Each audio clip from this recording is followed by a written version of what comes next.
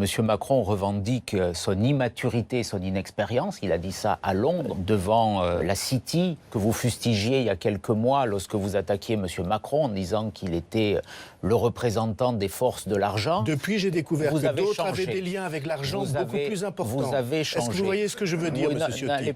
N'allez pas sur ce terrain. Vous venez de me chercher. N'allez pas sur ce terrain parce que pour monter au mât de cocagne, il faut avoir les pans de chemise propres. Oui. C'est un proverbe africain. Eh bien, on pourrait parler des accusations de Mme Lepage dans son livre en 2005 sur le financement de votre parti. Je crois que vous n'y avez jamais répondu. On pourrait parler aussi de la décision du Conseil constitutionnel. Je l'ai amenée, elle est ici, de 2005, pendant laquelle, campagne présidentielle, où vous faisiez financer votre habillement par le contribuable. Donc on pourrait parler de tout ça. 42 558 euros.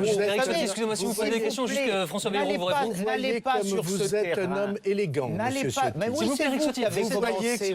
Vous êtes quelqu'un... Et vous êtes pas élégant. Pas tous en même temps, comprend Vous attaquez François Fillon avec M. Macron et ça démontre que vous êtes au cœur de cette manipulation de l'opinion aujourd'hui.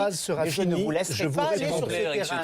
Parce que pour y aller, il faut être irréprochable et on peut mettre tout sur la table. Ce que je suis. Le parquet national financier, juste que chacun puisse s'exprimer, ça sert à rien de continuer à parler. La question de votre assistant parlementaire, il faudrait qu'il le fasse. Et là, on parlera d'égal à égal. Monsieur Ciotti, d'égal à égal, je vais vous dire quelque chose. Oui.